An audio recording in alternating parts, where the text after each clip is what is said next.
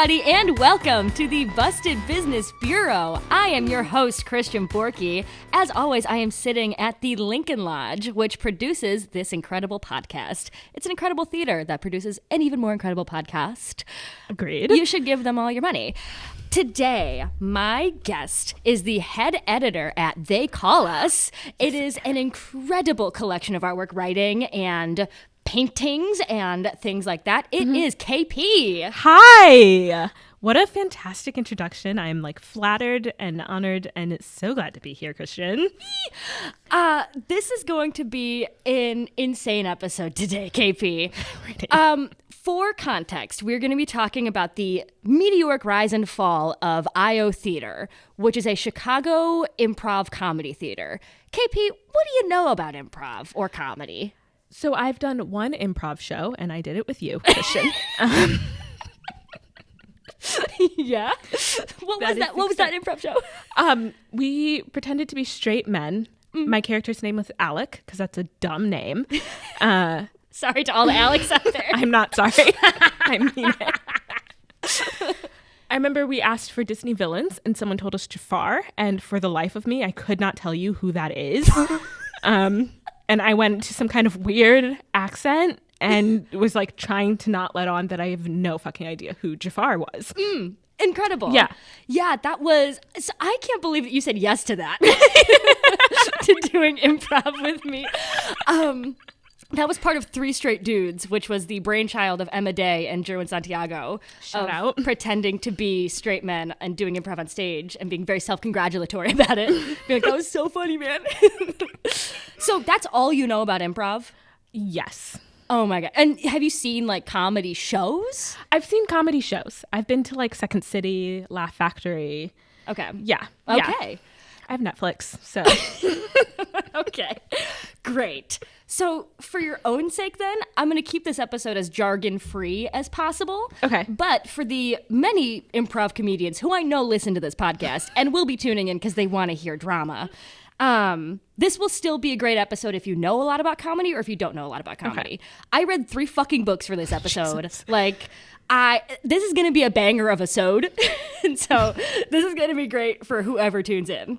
So, to set the stage, IO Theater was a massive Chicago comedy institution that housed and trained talents like Stephen Colbert, Chris Farley, Amy Poehler, Bob Odenkirk, Jason Sudeikis, half the current cast of fucking SNL. That sounds successful. They've all been to, trained at, or have done something at IO. Okay. Their pictures were on the walls. It's sort of like Second City in that I don't know if you remember. Yeah. Trailing around Second City, seeing all those names on the wall.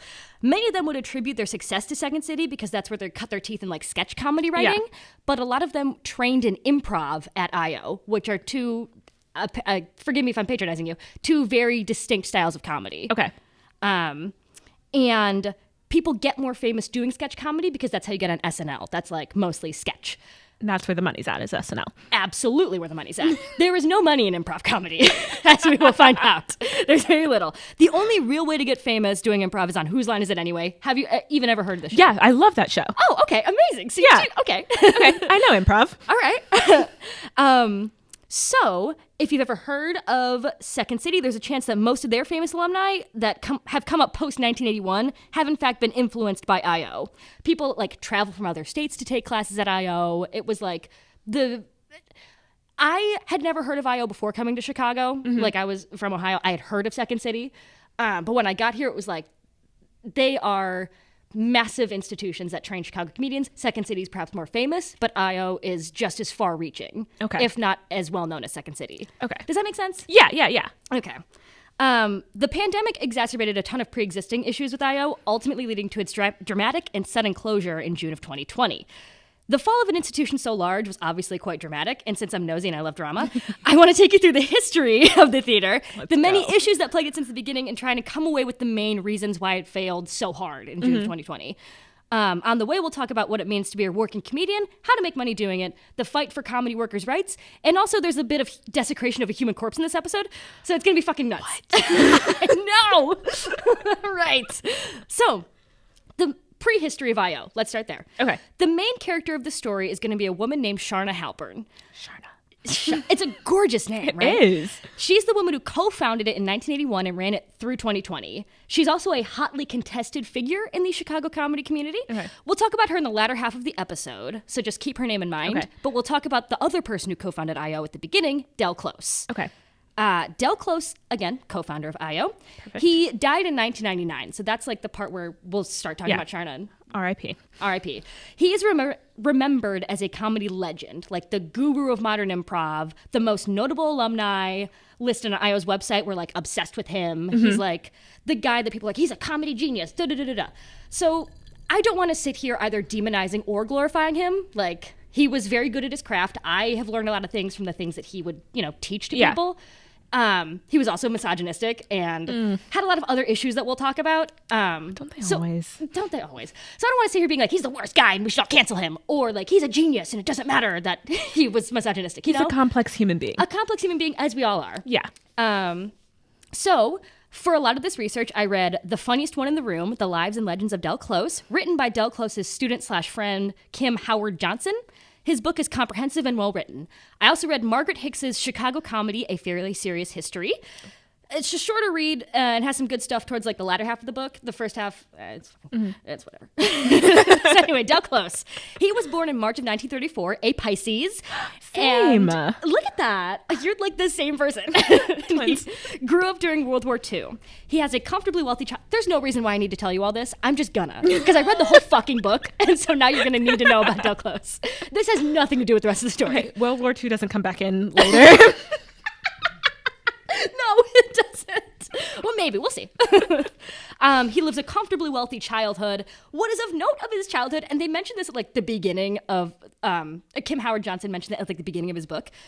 Del Close would talk a lot to his friends about how he was like ugly as a kid and he got made fun of all the time and like all this stuff.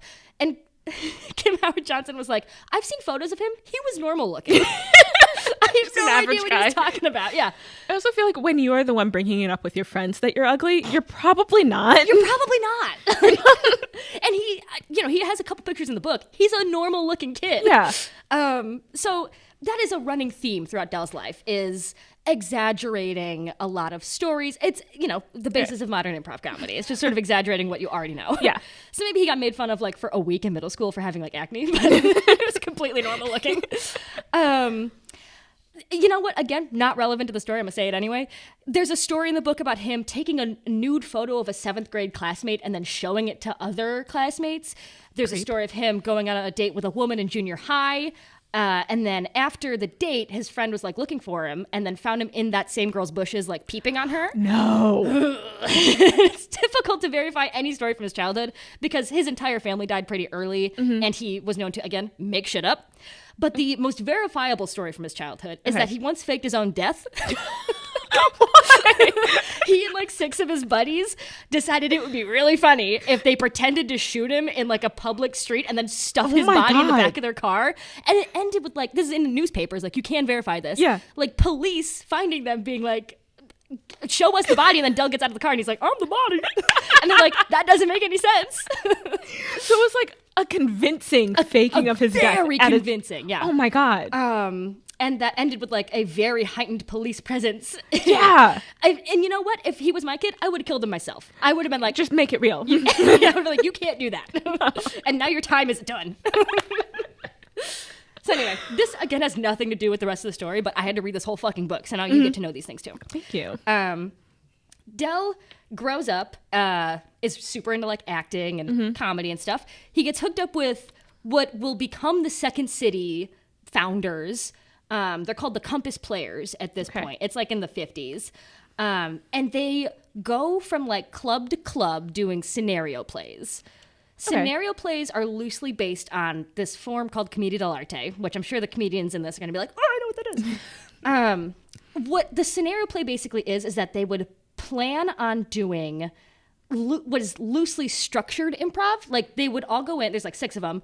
He'd be like, okay, we're going to do a play where you 2 are lovers and like you're a jealous ex and like you're a parent, and it's going to end with like everybody dying at the end. So that's going to be like the trajectory. We're going to improvise everything in between that. Okay. So that's sort of like what the scenario play is. Yeah. Loosely structured improv. Emphasis on the loose. And so out of that, you know, the plays either do really well or really suck. And that's improv. That's improv. And so two very divergent thought strategies emerge out of this. One, from the people who would go on to found the Second City. They were like, hey, when something works, we should write it down and just say that same thing again the next night, because it was really funny when you said that thing about your sock. And so we should write that down, and you should plan on saying that tomorrow night, and we should keep writing the funny stuff down, so that way there's like less of a risk of us failing. Yeah. Whereas Del Close was like, part of the spectacle is that we could fail. And so when it does do well, it's like a better experience. Yeah. You know, good improv is really fun to watch, knowing that it could have sucked. And so out of these divergent thought strategies emerge what would become Second City and what would become IO, respectively, is these people on the Compass Players learning different things about the scenario plays. Okay. Is this making sense? This is. I'm getting a good understanding of why one of these is like well known around the world and very successful. Oh, you are fast. So from then on out, Del's thoughts come to risk reduction when it comes to improv. How can you make improv fail less? Smart like improv choice. is still fun. How can you make it fail less without writing it down? Yeah. How can you behave on stage in a way that fosters growth and opportunity for laughs? That's like one of the central questions he leaves the Compass Players with. Now, out of that question, two of his co-stars, Elaine May and Ted Flicker, write down what would become the main rules of improv that he preaches. Yeah. Never deny reality, which is basically like yes and. I don't know if you've ever heard of yes and. I'm familiar with that one. So like if you're in a scene and, you know, one person's pretending to drive a car, and they're like, oh, our tire's low on pressure. You shouldn't be like, we're not in a car. We're hamsters. You know, like. Number two, take the active choice. I don't really need to explain what these rules are. Number three, your character is actually you, but with a few additional characteristics. That's an important one. When you're doing improv, it's funnier if your character knows things that you know. Like if you have an extensive knowledge of comic books, it could be really funny that your character also knows extensive knowledge of comic books. Yeah. Whatever. So Alec was me? Alec was you. Oh my God. You are actually a straight man. I don't know if your character was canonically white. I know Jerwin's was. I think so. In my mind, I was white, yeah. That's so brave of you. You're really shattering borders. Although he might not have helped originate the rules, Del went on to become the great proselytizer of these rules of improv.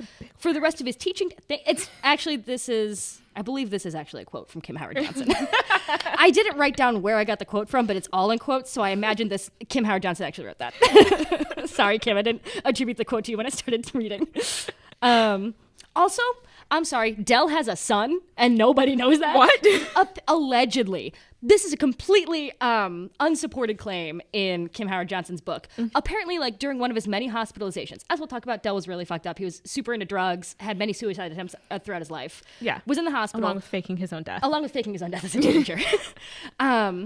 A nurse was like, hey, can you father a child for me? You don't need to have any relationship with this kid. I just really want a kid, and you're really smart. Like, can you father a child for me? And in his last will and testament, he mentions the kid, Christopher.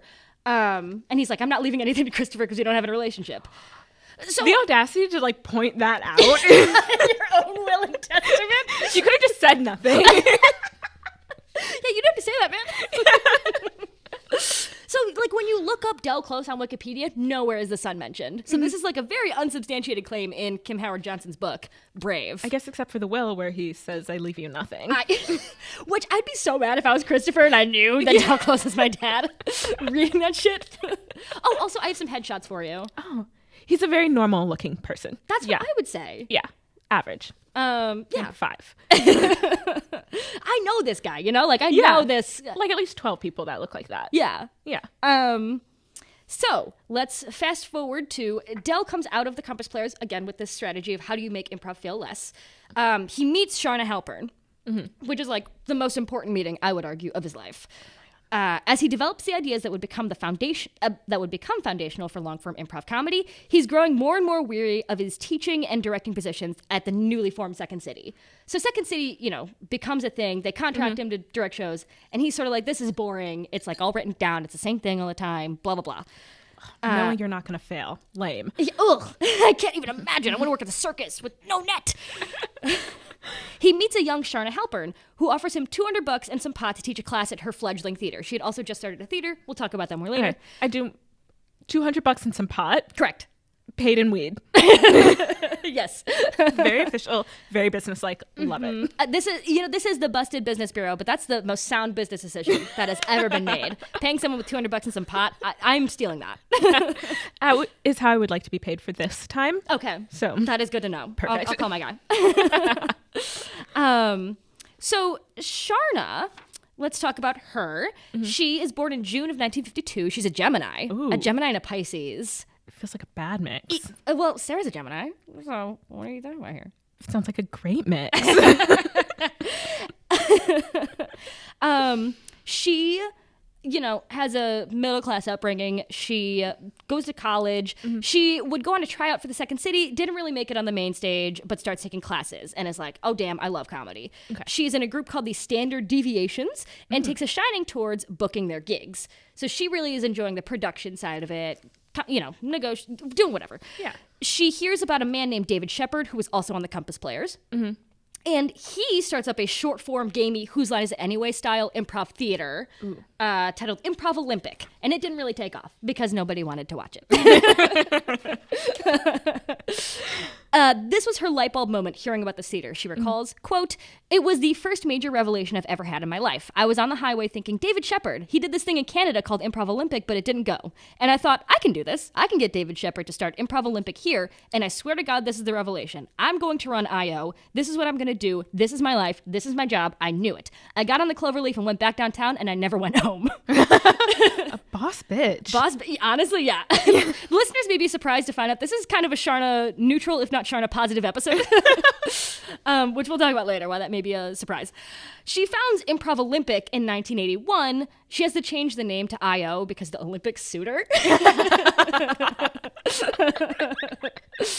So that's why it's just called IO. It used to be Improv Olympic, now it's IO. I'm sweating, and I made the decision to wear a hat. Can't go back. It's going to prove to be disastrous.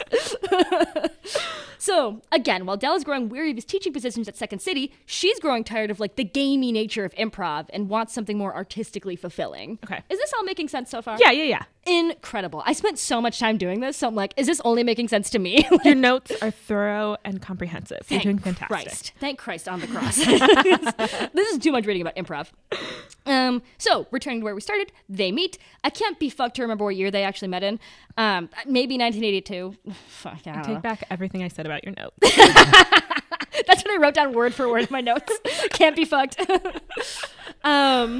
So, again, $200 and some pot. Come teach a class in my fledgling theater. You can do whatever you want there. She sits in on it and is fascinated by the ideas he presents, which is the ideas he's been working on since he was in the Compass Players in the 50s.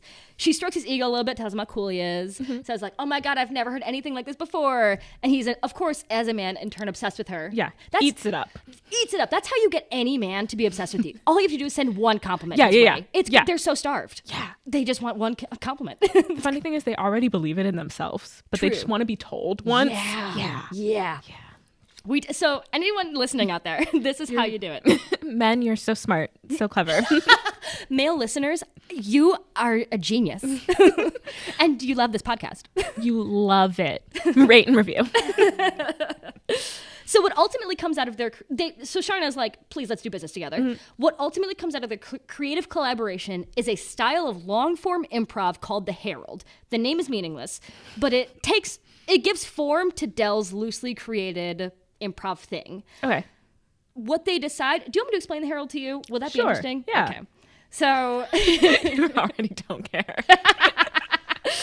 I'm sure the comedy listeners are going to tune out and be like, all right, we've heard this 8,000 times in the IO classes that we spent $8,000 on. But so it's doing scenes without any premise of a game or anything. Okay. An audience member will suggest something like Jafar, and then we act like we know what that means. Exactly. That's it. The players, we did not do a Herald, to be clear. Okay. A group of players will come out and do a scene about Jafar, or someone's name is Jafar, or they're in Aladdin, or whatever. Yeah. And then somebody will come out and say the scene is over. Another group will come out and do a different scene. Okay. And then a third group will come out and do a third scene. And then Are they all related to that first scene? they could be or they could be not. But then somebody comes up and they do that same scene from the beginning about Jafar, but just like a little later in the future. Or like a new character is added into it and do that same thing. Similar thing with the second scene and the third scene. Like they just come back. Okay. That happens 3 times, and the scenes sort of get closer and closer and meshed together as that goes on, and then it ends. Having no comedy background and no expertise to make this opinion and statement, that sounds bad, and like I wouldn't want to see it. It actually is the structure for most sitcoms. Yeah. Like you'll see the first scene, and then like with Jerry Seinfeld and Elaine, and then the second scene will have Kramer and George. Sure. And then the third scene will be about, I don't know, Jerry's mom. And then it'll go back to watching like Jerry and Elaine. Now they're somewhere different and like they've progressed in their storyline. Yeah. That's how TV shows are structured. It sounds like it would make sense if you were like planning it out and thinking through it. It sounds like when you wing it, it would be confusing and like you messy. Would think, but watching it done successfully is dope as hell. Okay. I will say, as a comedy hater, it's dope as hell and really fun. Because when you teach people how to do it right, it's like a miracle to watch people make something that makes sense and like is, they do like callbacks and like it's really cool. Or like they genuinely made this up on the spot. That's cool. That is. Okay. Instead of sitting down and writing down the entire Seinfeld episode, they just like made it up. Okay. And it was arguably better than a Seinfeld episode. Maybe I'm impressed with comedy. Well, the thing is, you can't picture it because improv is an impossible product to sell and nobody is sold on it. So I'm actually glad that you mentioned that because it's not a good pitch. And that's not to say that like when you do it, it is magical. And I've been there and I've loved improv that I've seen. But explaining it to other people, especially normies, is impossible. Sounds like a bad time. And so maybe we're coming up on the first underpinning of why IO fails and why Second City succeeds. I have this, I think, later in my notes, but I want to return for a second to Second City's business model, which is creating sketches. We'll talk about how they're made later, but creating sketches that are the same every night, or you can tweak them slightly night to night because actors are professionals, they can do that. Yeah. You have a guaranteed product that the audience has laughed at once, it's going to work again, and you have the damn product to do again. So they can go home and be like, oh my God, this show was so funny. There was this one part where blank happened. And if somebody else comes to the show, that same damn thing will happen. And it's still funny. So it's a much easier product to sell than this group of people got on stage and said something funny. I don't know if they'll ever be on stage together again. Or I went and it was kind of okay, but then I got really good at the end. It's a fundamentally different and harder product to sell that we're basing our entire theater off of. So I want you to keep that in mind. And I really appreciate that you've said it doesn't sound very good. So again, worth mentioning here is that they are co-founders of this new IO theater. The actual work of running the business, though, is entirely on Charna, which I'm sure you could have guessed. Yeah. At this point, as it was heavily detailed in Johnson's book, Dell is unable to function normally as an adult. And I don't say that with like a moral judgment. I'm saying like he could not even do his own laundry. Like he would just wear clothes until they were dirty and then purchase new clothes. Wait, this isn't the first time I've heard of like men doing this. Yeah. What is that? I don't know what that's about. He's constantly on drugs. He doesn't pay for his own electricity. He's got a cat that pisses everywhere in his house. This is not the pattern of an adult who you want to start a business with. No. I would say. I would agree. Yeah. And again, this is not a moral judgment on Dell, but it is just like that is the reality, and that is what Charna was dealing with when she decided to start this business with him. So it's mostly on her shoulders that she begins this theater that already has a difficult product to sell. So again, let's keep talking about the product. I just talked about the Herald. I guess I got to it a little earlier than I thought, but it's whatever. So here's the main thing that you can take out of the Herald. You can't guarantee it's going to go well. Yeah, I gathered that. Yeah. So again, Second City's business model, you can, in fact, plan it. They use improv as a tool for content generation. So like during their rehearsals, they'll like improvise a scene, be like, that's really funny. Write that down. Boom, we got our show. Which I, for some reason, spent half a page explaining on my fucking notes, which is stupid. It makes sense to you, right? Yeah. They improvise, they write it down. Very simple concept. Yeah. And again, they can tweak it if an audience member like doesn't laugh at a certain line, or not one. If the audience doesn't laugh at like this Daniel Radcliffe reference, let's change it to Elijah Wood. See if that's funny. And so, long-winded way of saying, Second City is able to make a product that is quality assured several steps of the way. If something doesn't work, they can change it before tomorrow, and it will all but guarantee work. IO does not have that same luxury, which is another factor in its inability to continue thriving. Feels like a basic business model. Yeah. Just guarantee people will like your product. IO's content also requires 20 minutes of like focused attention, which can't be replicated, is impossible to translate to an online medium. Like, you can't really put a Herald online. And it requires actors with an incredibly specialized knowledge of how to do the art form. Yeah. So they did not make it through the pandemic. Well, this is like in the 80s when they start. So it made it for that long. Let's talk about why they made it for that long. Yeah. So why did it work for so long? IO gives performers actual stage time as opposed to Second City. It's a lot easier to get on stage at IO. That doesn't mean you're paid for it, but it means you're on stage and performing, doing what you love. Whereas at Second City, they have like the main stage production that has like 6 people in it, and ETC that has like 6 people in it. And if you don't make it in that, you can audition to be an understudy for that, or you can fuck off. Like at this point, they don't have the training theaters that you could just like ask to be on that stage. I'll explain it later, whatever. So for now, it's very difficult to get on Second City's stage. Yeah. Not that difficult to get on stage at IO. At this point, Del Close's reputation, despite the not being able to do laundry, he's teaching all of this stuff about improv that's like, care about your castmates. Yeah. You know, the best thing you can do on stage is make sure everybody else looks good. That will make you look good in turn. Okay. So he's like a stinky man with heart. Stinky man with heart, yes, exactly. He calls it theater of the heart, which is it's really sweet. That's sweet. It's really sweet. And so for those reasons, and for the reasons that like it's an art form that when it works, it really works, people really buy into his reputation. Okay. People are excited about the Herald art form. Once you get good at the Herald, you have to learn it. So it's not something you can just vibe at. So you have to pay to learn how to do this cool thing, which is part of why the business model works, is that when you see it successfully, you're like, I want to do that. And then you drop thousands of dollars. Yeah, you drop billions of dollars on this fucking class. I wrote down these quotes about Del being misogynistic for no reason. Tina Fey said, I don't think Del liked anybody. Obviously, he was really good to Charna over the years, and they were so close. I think Del didn't like bad improvisers of a very specific sort, which was soft, timid, and cute.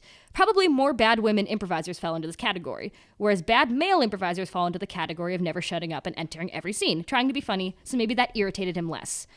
And Tina Fey, for 2 seconds, think, why would he hate characteristics associated with women? Quickly. Because he hates women? Is it maybe he's a little misogynistic, Tina Fey? Yeah, maybe. Just a teensy bit? And that's okay. He can be somebody who taught really cool ideas and is misogynistic. And I think that's, okay, here's me. I'm putting my notes down, ready to get on my soapbox. I just think that when we don't acknowledge that he's misogynistic or that he had these problematic aspects about him, we don't learn anything. Yeah. And people then replicate his behavior of being shitty to women. And they're like, well, it's because I'm a genius. It's like, you can still take the things he said and like appreciate him as an artist and then also say that. You could be a genius who doesn't hate women. You can be a genius who doesn't hate women. It's an option. Yeah. And the only way we learn from other people is by acknowledge the faults and then strive to improve them. Precisely. So that's why I mentioned that Del was, in fact, misogynistic. It's just, you can't not mention that.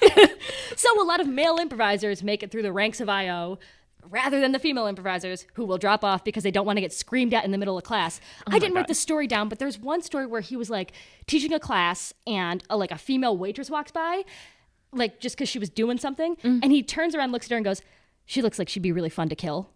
And then continued the class. Was that even a joke or was he serious? Because he faked his own death and... Listen, clearly it was intended to be a joke, but it's like, bro, that's not funny. That's not funny. And so for many reasons, a lot of female improvisers don't go through the ranks at IO and become the top, especially in the early years, which people will attribute to like, oh, well, women are just less funny. And it's like, well, no. No. If somebody made that joke in class, I'd be like, never again am I showing up. Just maybe don't want to get murdered. Yeah. So they succeed from, the early 80s to 1995, at which point they moved to 3541 North Clark Street. I don't know if you know anything about that, but it's the Shake Shack that's near Wrigley Field. Oh my God, I love it there. Oh my God. That's where IO was from 1995 to 2014. Okay. That was IO Theater. And now that they've got their shit kind of figured out, Charna moves them to that new to Shake place, Shack. To the Shake Shack, yeah.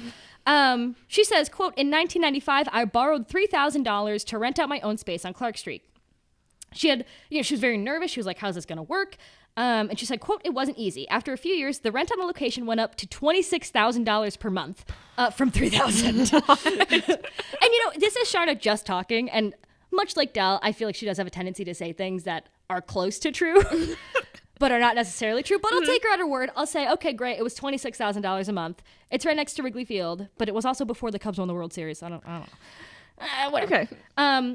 And she had gotten this place from her cousin. Like, her cousin is the realtor or the whatever that got the place for her. Yeah. And so because of that, she says that she, quote, doesn't have to pay property taxes. That feels illegal. I have no idea if she was just talking, but I thought it was worth mentioning. I don't feel like there's a family and friends clause to tax. After the initial success of the theater post 1995, it spawned a second theater to be opened in Los Angeles called I.O. West. We'll talk about that later, but it's managed by Colleen Doyle and Zach Huddleston with heavy input from Charna. Keep it in your noodle now that she's got 2 theaters and the I.O. cinematic universe. Plenty of irons in the fire, if you will. At this point, this is around 1998, 1999. Del Close's health takes a nosedive. The years of hard drugs and everything else hit him like a freight train. He died of severe lung complications in 1999. It was very sad. People thought that the theater would die with him, but the reputation and Charna's marketing skills kept it afloat and thriving for years after.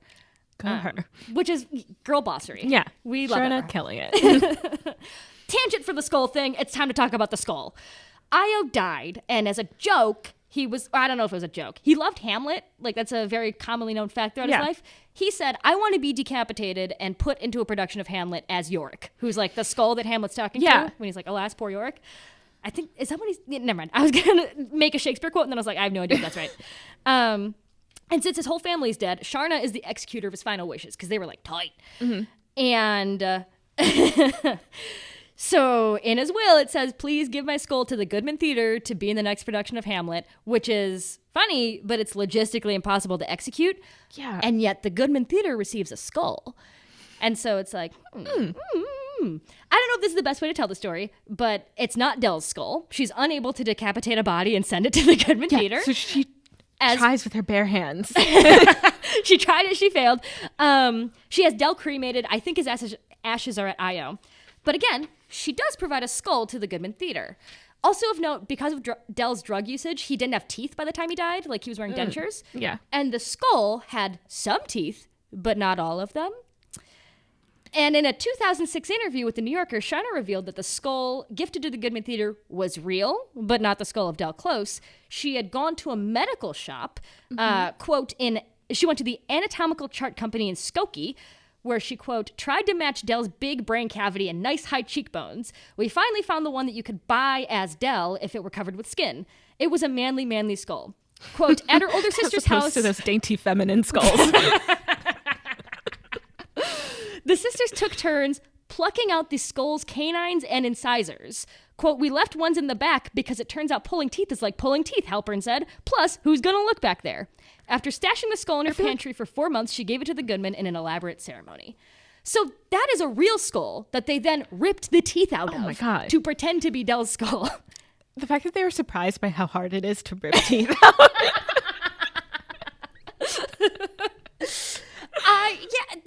The hubris of humanity to think you can just rip teeth out of what was a person. That was a real skull. Yeah. To me, there's a lot of other maybe problematic stuff that Charna does in her lifetime, but I see that and I'm like, how is she not canceled for that?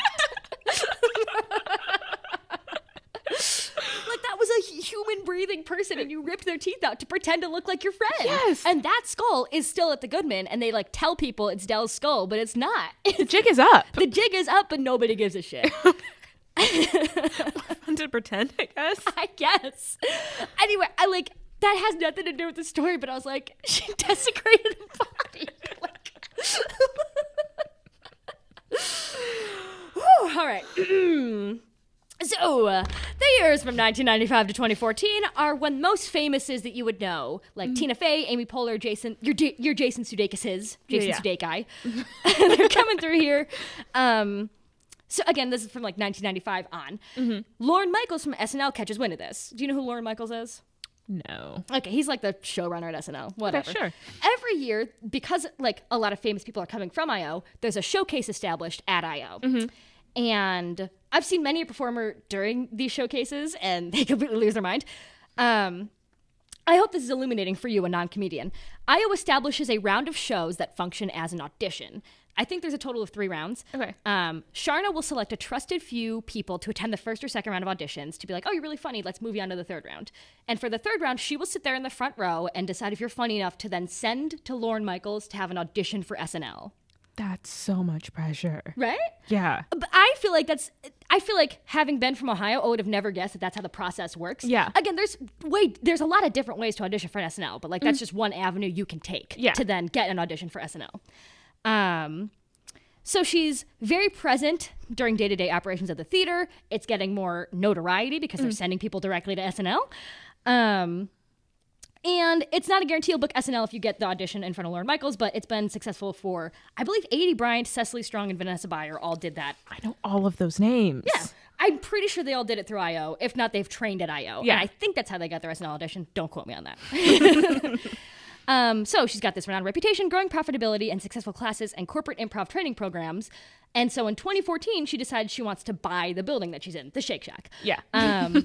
She tells the story like this to the Chicago Reader. Quote, I wanted to buy the space on Clark Street, but the landlord, her cousin, said, honey, I got plans. The landlord, which is again her cousin, bought up all of Clark Street. And she said that I was making money. I wasn't paying property taxes. I was very happy. We tried to get landmark status. We got a petition together, but my cousin said, Charna, don't cause me trouble. Which for him was fucking prolific, because if he owns all of Clark Street in 2014, by 2016, that shit is worth so much money because of the World Series win. Yeah. I don't know if you can Google Maps Clark Street before and after, like. It's a whole different place. It's a different fucking universe. Yeah. And so he might be the richest man in the entire goddamn world. So he has been touched by the Oracle of Delphi or whatever. He makes the prophecy and he's like, trying to get the fuck out of here. I'm making millions on this Shake Shack. So with the knowledge that she can no longer spend her time on the property tax-free Clark Street, she makes the move. She makes the move to 1501 North Kingsbury Street off of North and Clybourne. Okay. From what you know about North and Clybourne, what would you say about it? I'm so bad with maps. All I right. know those are streets. It's pretty ritzy down there. There's like a giant Whole Foods. It's a stone's throw away from like the Apple Store and like a Banana Republic and like a very hoity-toity retail shopping district. It's in a pretty quiet area, which is very, it's a choice for a comedy theater. Yeah, I feel like that's not where you would be and think like, oh my God, improv? Most of them are like around bars and like other places like that. But it's pretty quiet where she decides to get this 40,000 square foot building. Jesus. It's gorgeous. It's like maybe the prettiest building that's ever existed. It's got 4 operating theaters, a huge bar and kitchen, meeting rooms for classes, a beer garden, and a large party room. It's dope as hell. Stunning. It's stunning.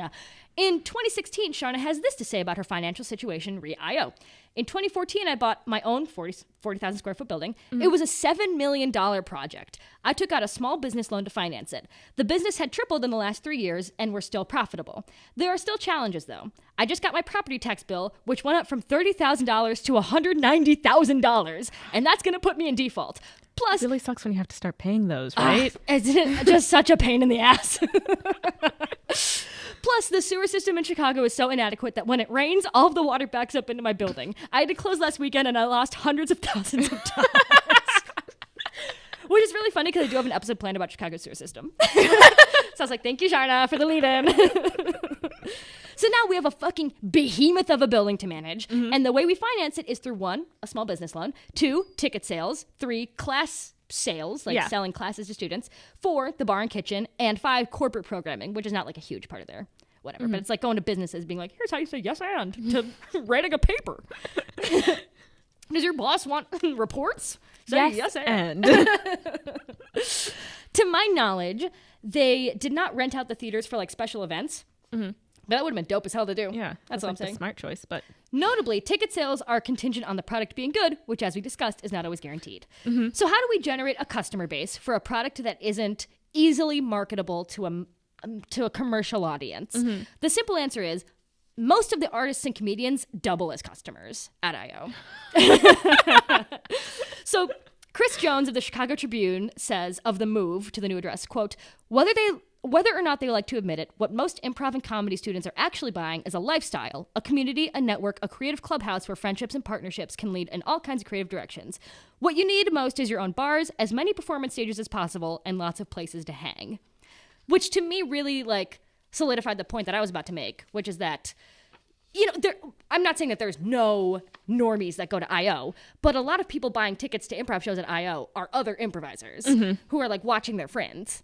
Feels like it's just like a cult feeding in on itself, kind of. I would not use the word cult, but you said the word cult, so I'm gonna use Whereas Second City, not to mention Second City a million times, but they're prohibitively expensive shows and are occupied mostly by like waspy tourists. Yes. I.O. shows are accessibly priced, usually about like $12 to $15. But are mostly occupied by comedians who are just sort of hanging out and making friends, or college students who came to underage drink. It seems counterintuitive to me because, like, when you think of a theater or other entertainment venues, music clubs, even strip clubs, like, most of the clientele is not also the artists, you know? So it's a strange business model to rely mostly on the willingness of comedians to go see each other's shows. And because of this, the community aspect of I.O. is critical to the theater's success. Really want you to keep that in mind. Like, the lifeblood of I.O. is the Chicago comedy community. Let's take a second now to talk about Chicago comedy's community and labor relations. Ooh. So now that we know the main driver of I.O.'s revenue, let's take a step back and look at the Chicago comedy community. I'm going to look at it through the specific context of, again, labor relations. This part I was aided by Behind the Laughs, Community and Inequality in Comedy by Michael Jeffries. The book isn't Chicago specific, but it's a fantastic read. Okay. Oh my God, I couldn't put it down. The other books I could put down. So let me start here. I have made money doing comedy in Chicago. Congrats. I haven't made like a living, but I've made money doing it.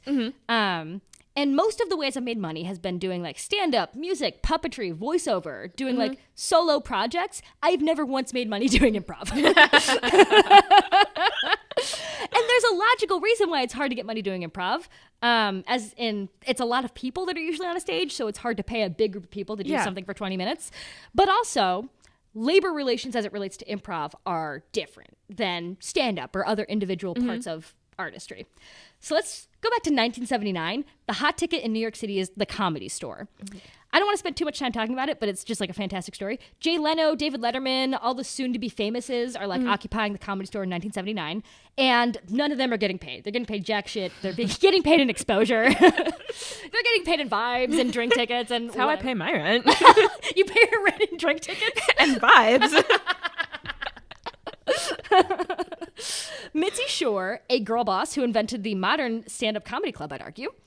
She won the Comedy Store in a divorce. She was the one who had charged 2 drink minimums for customers coming in. She renovated the building to be mostly stage-focused and refused to pay comedians, which, you know, girl bossery. The comedians, in turn, held a strike. They had it's the 1979 Comedy Store strike. It was a picket line. There was chanting, negotiating. It was the whole zhuzh, which I've never seen any comedian do ever. No. Most comedians I know are not very labor aware, I would say. And that's not even like a dig. It's just like, that's the reality. Yeah. So it's crazy to hear about the story. Somebody also died as a result of this strike. What? Yeah. There's more death in this than I expected. I didn't realize there would be so much death in this either. Yeah, this poor dude committed suicide. His last words were, "I was a comedian who worked at the Comedy Store." And this is like during the strike. Oh my God. It was, and oh God, I'm so sorry. This is so dark. He threw himself off of a 14-story building into the Comedy Store parking lot. Oh my God. Yeah. It seems like the producer also didn't know that. So, as a result, the strike, not as a result of his suicide, I want to make that very clear. As a result of the everything else that was going on with the strike, they win $25 a night. This is 1979, so it's pretty good. $25 a night if you're like a working comedian at the Comedy Store. Okay. And so that is why that has been normalized over time, like paying a stand-up comedian. I'm not saying it's every show, but it's way more normal to pay a stand-up than it is to pay anyone in doing improv. Yeah. So, revisiting the model of I.O., they do have a few shows that are vaguely akin to what the Second City puts on its main stage. Again, at Second City, you've got a review made by 6 actors. they're all independent contractors who are paid to like be in a show. It's basically like being in a play. So if you like do a play at the Steppenwolf, I'm pretty sure you're paid to be in the Steppenwolf show. I would hope. You're basically just an actor who is then contracted to be in the show for this amount of time. Boom, that's what Second City does too. Yeah. IO, there is no such thing. Most of the way that if you get paid at IO at all, which again is not very common, is to split door sales. So based on how many people come to see your show, like, you know, IO gets enough to pay like the rent of that specific room. And then it depends how much of a split based on how big your show is. But I'll just say it's 50-50 for whatever. So you'll get 50% after that of like however much money the door made. Yeah. And then IO gets the rest. I want to say, since like the entire audience is just your friends, couldn't you just be like, Christian, can I have $5? And that like just cut the middleman. Yeah, be the same thing. You know what? That's a question that I would ask most comedians in Chicago. Just cut the middleman. And it's not an uncommon business model. I mean, like the Lincoln Lodge does this too, where it's like, you know, if you have your show here, you know, we'll keep enough for rent in the building, you keep the rest, whatever. But IO does that a lot less frequently, it seems. Again, this is anecdotal knowledge. This is not like from a book. So I want to make that very clear. But from what I know anecdotally, it is not that common at IO to be able to split door sales. So it's like the comedians are not typically getting paid. None of them are being contracted. Let's start there. And let's see. Oh, the crowning, I can't believe I didn't talk about this yet. The crowning achievement at IO is the Herald teams. That is mostly what is akin, in my mind. I don't think this is a popular opinion, but it's what's closest to the Second City reviews. Herald teams. People who have gone through every single level of IO, know how to do the Herald, have auditioned twice to be on the Herald team, and then IO schedules you and like puts you up, and you make no money. You don't even make door sales. I mean, and also you're spending all the money on the classes. And it's, oh God, I don't remember what year this was, but it's at least $1,800 to do the classes for you to be able to audition, to be put into the pool where you are then selected, which you can be not selected, to be on a Herald team. To not make your money back. To not make your money back. So once you've gone through all that, you're put on the team with the next amount of other people. You're scheduled to do the shows that you do for free. All that in mind, how in Christ's name was IO always operating in the red if they don't pay their goddamn performers? Surely they're spending their money on other ridiculous expenditures, like employees or something, right? That's unclear. IO has been doing this for years, but a lot of the ways you can exploit labor is by achieving buy-in. Again, this is maybe a more cynical way of saying that this is the lifeblood of IO, is group buy-in. A population that is generally less willing to make the connection that what they're doing is work, and is generally obsessed with Charna and Dell's art, is less likely to complain about not being paid. Do you understand what I'm saying? Yeah, I just want to throw the word cult back out there on the table. Listen, I've seen a lot of TV shows where they call improv a cult, and it's like, it is a common theme. It doesn't feel wrong. You know, if the shoe fits. And working for IO is an experience that is illuminated by the incredible Seth Simmons in a Paste magazine article titled The Death of an Improv Theater, Mismanagement and Neglect at IO West. He's the one person who wrote this. So I want to make it clear that this is one article. I'm not saying that this is precisely how it was. This is all, I'm going to say allegedly a lot in the next section. But from the insider knowledge I have anecdotally about maybe a couple people who worked at IO Chicago, it's not the furthest thing from reality. Okay. That's what I would say. And I think that leaves me in a legally okay spot. At least I hope it does. So let's talk about the management of IO West. As you remember from before, it's the theater in Los Angeles. Yeah. I'm going to be quoting extensively from you, Seth. You wrote a banger article. He also wrote 2 other banger articles about like comedy and labor relations. Yes. Seth Simmons, I'm obsessed with you. Okay, quote, interviews with over a dozen members of the IO West community, including former employees with direct experience of Halpern's leadership, reveal a style defined simultaneously by micromanagement and neglect. To be on both ends of that. Like, it can't even be a spectrum at that point. It has to be like a circle. I control every little thing you do and also couldn't give a shit. Quote Quote, sources tell of a strained, tempestuous relationship between IO West and its management in Chicago. Because Charna lived in Chicago and, like, she couldn't be fucked to fly out there most of the time. Quote, relatively minor operational decisions, such as equipment purchases and marketing strategy, generally required Chicago's approval, which was often withheld. Quote, Sean Coig came to the theater in 2004. An internship operating lights led to his appointment as the theater's technical director within a year. His position as technical director brought Coig in frequent contact with the theater's management. Given no operating budget, he was required to seek approval for any expenditures. On one instance, he sought funding to replace the theater's cable and lights, which he says were old and falling apart. He often had to open and rewire them by hand. Ooh. I don't know anything about lights, but that sounds difficult, hard, and dangerous. If, like, even my computer goes wrong, I press one button and then I give up. Yeah, with lights, I'm, like, capped on. I could change a light bulb, and that's about it. Mm-hmm. Otherwise, I'm going to get electrocuted. So yeah. Good for you, Sean. The request... Oh, I'm sorry. On one instance, he sought funding to replace the theater's cables and lights, which he said were old and falling apart. He often, again, had to... Oh, my God, I already said that. The request, a little over $1,000, was shot down. The equipment was never replaced, and as the lights eventually burned out, Coig had a better chance with smaller requests, generally those below $500. He often purchased equipment used secondhand.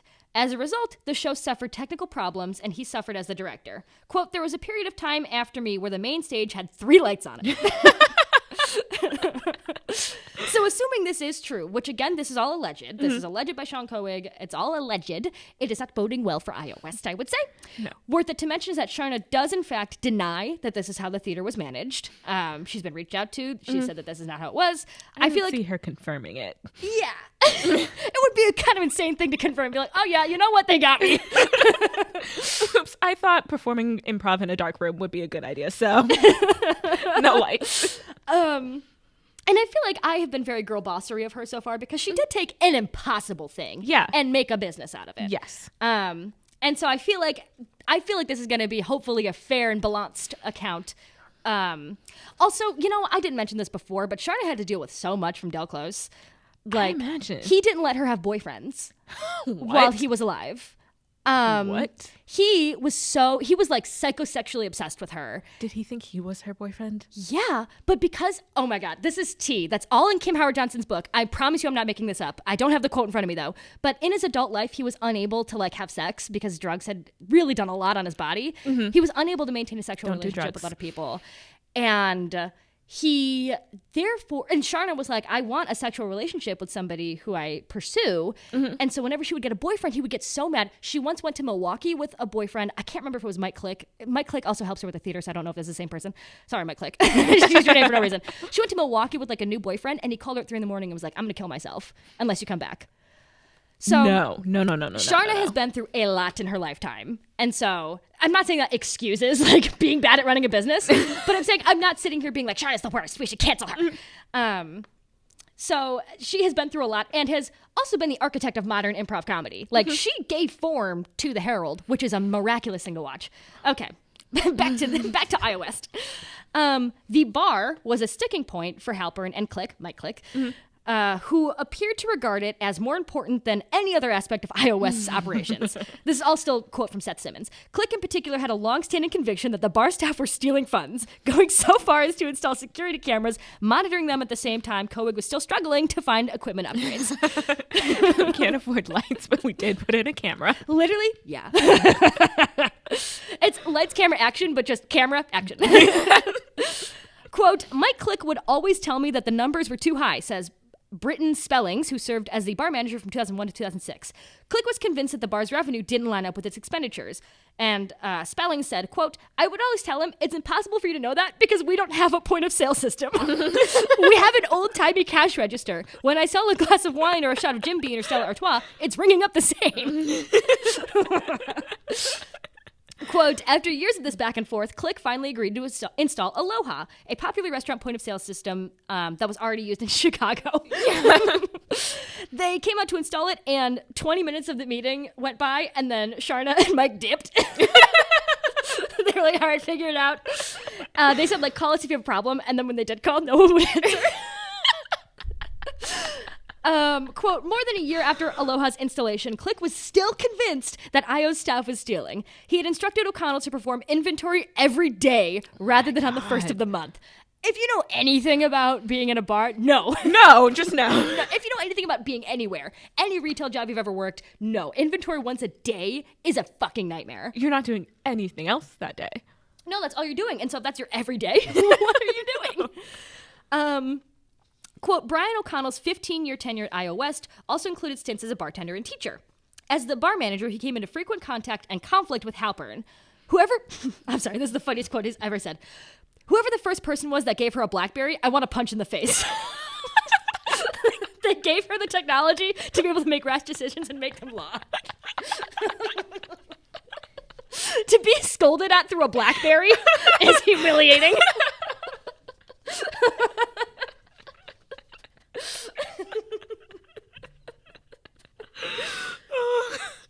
All right. Just ban BlackBerries now.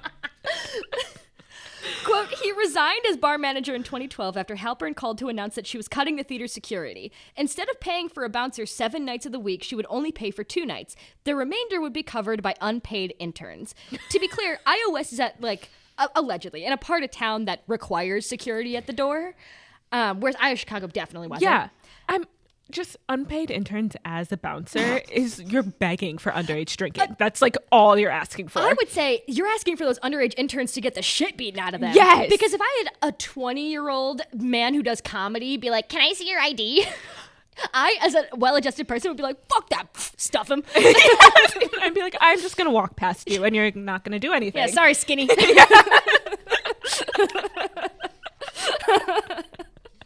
So to put that in a part of town where maybe security is more needed is definitely dangerous for the interns. Quote, she was saying that the security was getting paid $800 a night, O'Connell recalls.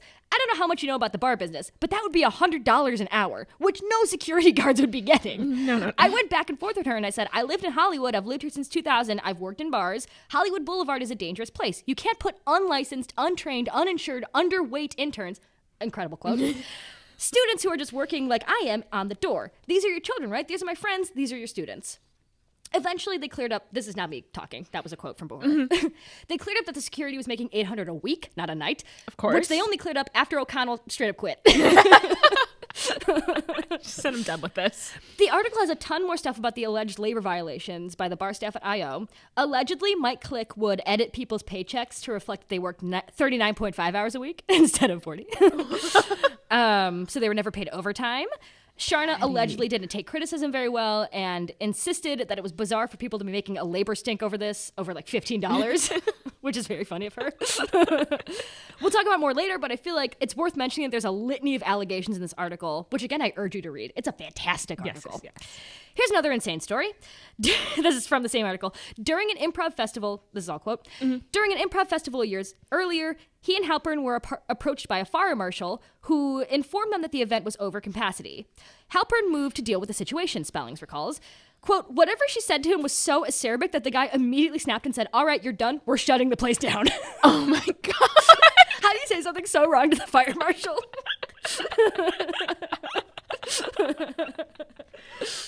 Genius. I need the quote. I need to know. I gotta know what she said to that guy. If you were a fire marshal in IO West, please contact me. In 2014, she took out a loan of approximately $7 million to purchase the new IO Chicago. Quote, in 2016, she told Inc. that IO's business had tripled since she bought the space. Oh my God, I can't read. Contemporaneous emails reviewed by Paste Magazine indicate that IO West was suffering dire financial constraints in the same period. Quote, in one April 2016 exchange over cuts to the theater's security personnel, Halpern asked that an employee stop questioning her decisions and instead, quote, help and start a search for a new space or recruit students. Interns were put on door duty, as they had been during Maria Felix's time at the theater a few years earlier, until staff discontent reached a breaking point. Quote, it took people threatening to walk out on her for her to actually get security, says John Crowley, a longtime bartender at the theater. God. She just wanted an intern to work the door. So I'd have a nice kid who's 5'5", 90 pounds working the door, and he's a nice guy, but it's not his job to throw out dudes. He was just an unpaid intern put in danger. This was 2 years after Halpern borrowed the $7 million for Chicago, just shy of 2 years before she closed IO West, which we're getting to. Yeah. She closed IO West after being behind 3 months on rent, a failure she insists she was not aware of until after the fact. Sorry, I had no idea I hadn't paid you. You know, I've been there. I have not paid my rent for 3 months and have had $28,000 in debt or whatever. Oh, I'm sorry. It's way more than that. Quote, given Halpern's history of micromanaging IO West's finance, Brian James O'Connell is skeptical she would ever be caught off guard by the missed rent payments. Yeah. Quote, if we wanted to buy anything at IO West that was over $500, we had to get her and Mike Click's permission. I had to call them and ask if I could do it, and Mike would say, I have to ask Charna, and then Charna would call me back and say, why are we paying this, blah, blah, blah. $68,000? You didn't know that was gone? I find that hard to believe. Just some spare change. I don't know. It's just, that's pudding. This is the point that I really want to take from the article. Quote, every day the box office would be staffed by a different intern. The theater's marketing strategy, dictated over email by Halpern and Grace, essentially comprised interns posting on social media. Broken flats and railings would be repaired by unpaid, unskilled laborers, motivated by love for an organization that rarely returned it. That is what the article says. Horrible. Unsafe. Still very Unsafe. cult. And so, yeah, I want to really, again, emphasize the community of IO is part of what kept it alive. I'm not saying Charna didn't keep it alive through her, like, marketing. Clearly something worked because she had built this fucking theater out in Los Angeles, had operated the one in Chicago for a long time. I'm not saying she didn't have to do with it, but the community is what kept it going. Yeah. And because of that, I've waited until now to mention Charna's cancellation because when you have a community, part of the buy-in is like the central figure leading the community. Yeah. And I don't want to make it sound leader. like, I don't want to make it sound like being canceled is what ended IO West, but it certainly did not help being canceled. So, again, at this point I've established that IO has a difficult product to sell, you know, all that stuff that I've been mentioning. So there was a Trib article that came out when IO closed that was like, cancel culture killed IO, blah, blah, blah. So that's why I really wanted to make sure. In 2016, Jason Grace, the artistic director of IO West, was let go in the midst of sexual harassment allegations. Charna responded to these allegations on Facebook on an unhinged, unspell-checked rant that included the quote... Never the right way. It included the quote, there are times when there are women who just either like to cause trouble or get revenge or just want attention, so they make up stories. No. And like, No. There was also Jason Chin. They were just like talking in the comments. Jason Grace is the guy who was let go, who like had the sexual harassment allegations, let go. Jason Chin was in the same Facebook thread being accused of like being kind of weird towards women and like squeezing them on the shoulders, like what one person said. But nobody ever really like went beyond that. And so Halpern responded, men got squeezed on the shoulder. Maybe you didn't do good work back then. If I was stressed, he would also see that and massage my shoulders. He was sad to hear those things were being misconstrued, and he stopped. I feel like when we complain about you squeezing our shoulder, it's never a massage. No one ever agreed to it. Like, there was just a lot. It was consistent putting her foot in her mouth over and over and over. There are so many comments on this Facebook thread. Like, it's just unfortunate. So again, she like victim blame herself for the like crap she put up with from Dell. Yeah, honestly, there's so much crap she put up with in her lifetime. So it's not unreasonable to assume this is the takeaway she's gotten from her years of working in this industry. So I'm not saying it's unreasonable for her to believe those things, but the fact that she believes them, goes unchecked, and then posts about them on Facebook, it didn't help in the community she had fostered. I think that's a fair assumption. Yeah. I hope it does not demonize her too much, and I hope it doesn't forgive her too much, because it's like... She did a horrible thing, but I think she was a victim too. Yeah, I think she was both. Yeah. Because, so that thread was around the same... It preceded IO West's closing by like 2 years. So that IO West closing, the dropping of that Seth Simmons article went very viral in the Chicago comedy That feels like the thing that killed it. Sent IO on a path towards destruction. Exacerbating this path was the global pandemic. 2020 happens. It's a mess. For obvious reasons, the bulk of IO's revenue is completely in the toilet. And again, I'm sorry to talk about Second City so much, but like Second City is able to pivot to online content and like have online writing classes and online sketch classes, which you just can't do for long-form improv comedy. I love Zoom improv. If you've ever been to a Zoom improv show, you are owed $3,000 by the government. They managed to coordinate online classes and then just like don't follow through on them and don't refund anybody. Another Seth Simmons banger in Paste magazine. So the title of the article is "What Can We Learn from Improv Theater's PPP Loans?" God, he's a genius. I'm obsessed with him. Quote, IO's $516,700 loan indicates a $20,000. Oh. A lot of numbers. It's a lot of numbers. Let me start that one again. Quote, IO's $516,700 loan indicates a 2019 payroll of $2.48 million for a reported 140 employees. I know none of these numbers are congealing in your head. I promise I'm going somewhere. There's a disparity between UCB and IO. UCB is a New York theater that does a very similar thing to IO. Okay. They have comparable business models and are roughly the same number of employees. IO had 140 in 2019, while UCB had 160. But UCB's payroll was more than double of IO's. UCB had 5.37 million. IO had 2.48 million. Well, they pay their employees. But actually, no, UCB does not pay their... Oh! UCB also does not pay their performers. It makes sense that UCB would have a noticeably higher payroll than IO given the duplicate senior roles across both coasts because they still have an LA and a New York thing open. Okay. Artistic directors, training center directors, etc. But I'm not sure how that would account for a difference of 2.89 million unless those people were getting paid tech exec level money, which they're not. So there is a discrepancy in how much IO's employees are getting paid versus UCB's. Mm-hmm. That is to the tune of $2 million, which this goes unanswered. I have no solution to this. I have no answer. Seth Simmons just released banger after banger. Mm-hmm. Point being, the global pandemic, IO's receiving very low PPP loans, indicating they didn't pay their employees a lot or something, literally question mark. In June of 2020, this is part 10, the end of the end. I've been labeling this by parts in my damn script and I've said none of them. In June of 2020, 5 improvisers got together to create a petition. They will no longer perform at IO again until demands for racial equality at the theater are addressed. I don't know if you've been able to follow so far, but it has been mostly white men who've been able to succeed at IO. You know, I did just kind of assume that. Yeah. And because of, societal factors and factors set up from the beginning at IO, like, it is more difficult for any student of color to make it through the program, let alone graduate, let alone get on a Herald team. Yeah, I expected that.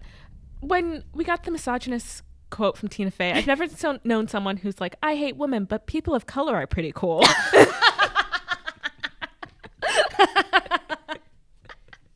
I'm putting that on my tombstone. Like, I'm a violent misogynist, but I'm not a racist.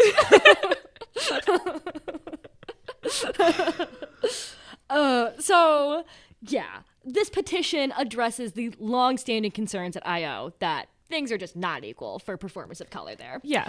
And this is another thing that is blowing up on, like, Chicago comedy internet. And IO responds in such a terrible way. There's like a now deleted post, like, instead of addressing the petition, they like posted a black performer and was like, racism is important to be against. They just said, I have one black friend. Literally was, I have one black friend.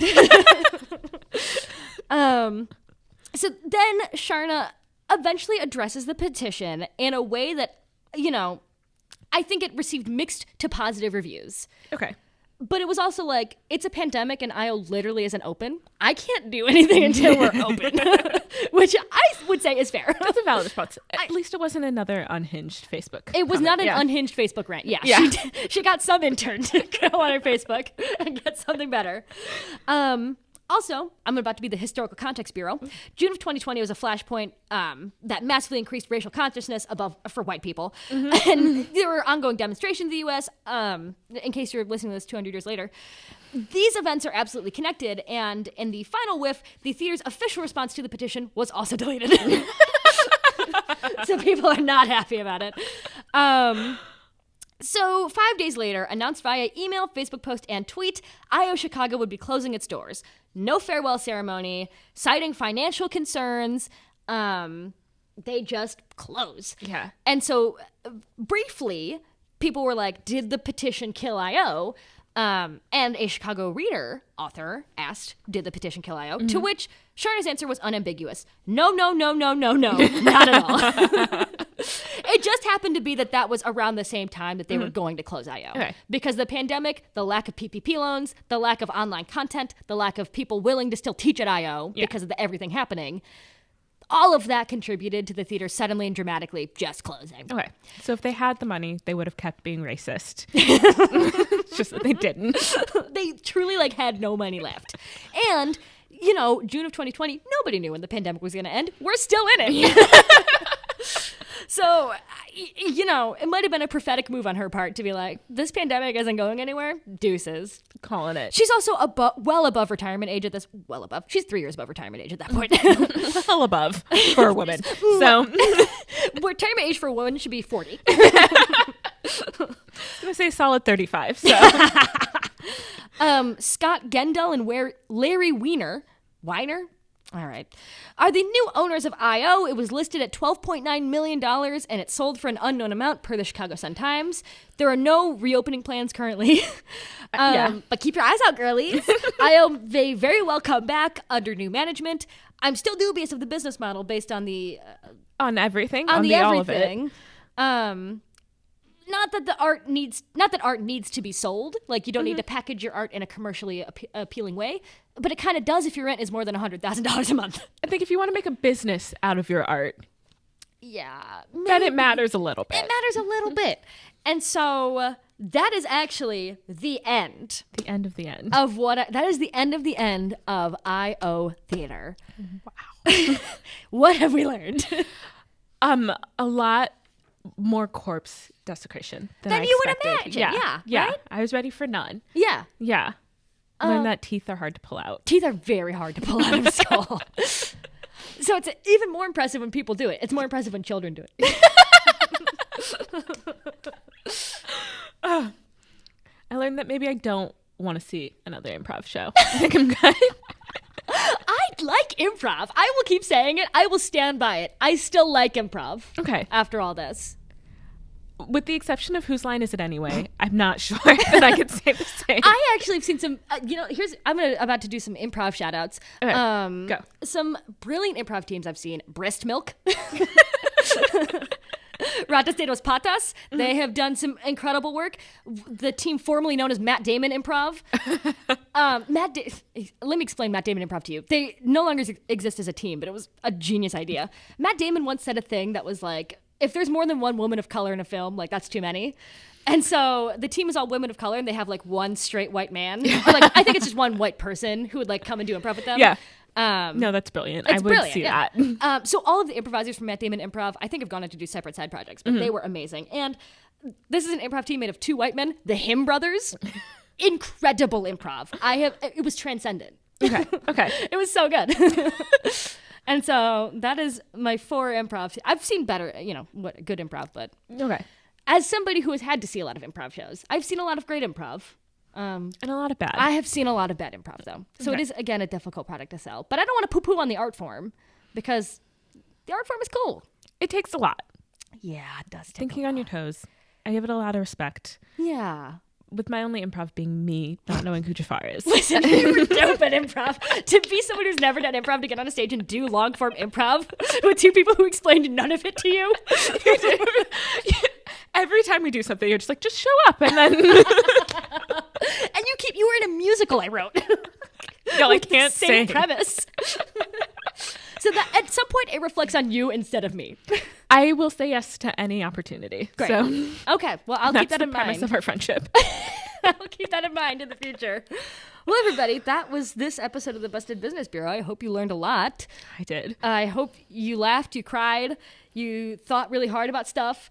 What do you want to plug your stuff again before we head out? Check out They Call Us. If you don't hate women, go to theycallus.com.